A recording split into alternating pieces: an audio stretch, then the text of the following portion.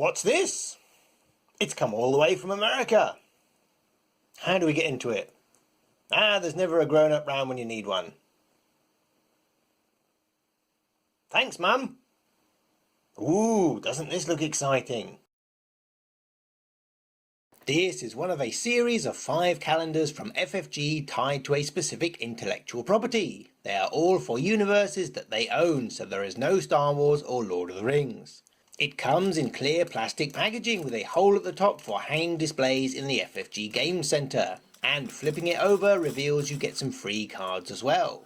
It opens at the bottom and is reclosable if you wanted to get a better look before buying, or maybe slipping in a note if you're giving it as a gift. It has the image and logo from the current edition of the Arkham horror board game on the front, but there isn't anything that stops it appealing to people whichever game they play. On the rear are pictures of the calendars available for 2019. There are 7 art cards, and these reproduce all of the monthly artwork and also the cover as well. They are double-sided except for one, as there are 13 images in total. These measure 5 inches by 7 inches, or roughly 13 by 18 centimeters. And they are extremely thin, maybe only about the thickness of a gaming card. Each of them has an incredibly glossy and reflective surface, which can be a little annoying, but really does bring out the vibrancy of the colours. Because they are double-sided, you may need to make some tough decisions if you wanted to frame some of them. They are held together with this paper strip, which is waxed on the inside so as not to scuff the card's surface. It pops open extremely easily, but if you wanted to reseal it, just put a dab of glue on the paper and that will work fine.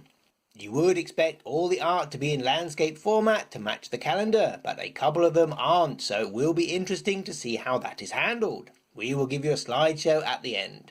Moving on to the big item itself, it is spiral bound, meaning it is easy to flip and display. The metal used, however, is extremely thin and highly susceptible to bending and deforming, so do package this well if sending it out as a gift or storing prior to hanging. Another cost-saving measure is the metal rod that allows you to hang it is much shorter than the total width, meaning that it is easy to damage or slide out of the spiral bind. The advertised width is 12 inches by 12 inches, but we measured it at 11 inches and 12/16 square. It's like Subway all over again. The front and back covers feel slightly thicker than the rest, and overall it feels a good weight for a calendar, much better than many paper examples. It also opens like so, and all the months are arranged chronologically, as opposed to going halfway through and then flipping it over and working your way back. Once you are done with January, just switch sides and there is February. Then turn over the page for March and April. The artwork occupies about 2/3 and the schedule part the remaining third. Every month is labelled with this torn notebook motif, which you may find thematic or intrusive. Each picture has the artist name directly placed at the bottom. There is no information on the title of the work, when it was produced, or what game it was commissioned for. Also, there is no more information on the artist, like a biography or a web address. You could have put these on the back, but it can't be an FFG product without an advert, right? And we've solved the mystery of what happens to vertical orientation art. It gets cropped, like we see here. But wait! If you look closely, you can see the larger picture has details that the smaller one does not. The postcard, which you would think has the original version of the art, has itself been trimmed. It's all a bit bizarre. As all art is subjective, only you can decide if these images appeal to you enough to make a purchase. But there is a diversity in the art style, meaning you might not find all of them to your taste. Other than the front cover, we didn't see anything in the calendar that appeared in the current Arkham horror board game, but there are plenty from the card game, however. Moving on to the datebook part, each month has this rigid block here, and the first thing you will notice is that it is prioritised by week, and all your weeks start on a Sunday. Some of you will say of course it does, and some of you will say that's crazy because Sunday is still the weekend. That is what you are given, make the best of it. They have blank spaces at the start or end where the months don't align evenly, which can be useful. There are no special dates marked, however. No bank or public holidays, not even for the US, which is unusual, seeing as this was only for sale directly from FFG in North America. This does make it international friendly and maximise the space within each box. Handy, as each rectangle is a mere 2 cm by 4 cm, which is about 2/3 of an inch by 1 2/3 of an inch. For scale, here is an FFG standard size card, and here is a mini card. If you measure your area in other ways, here is one Monty.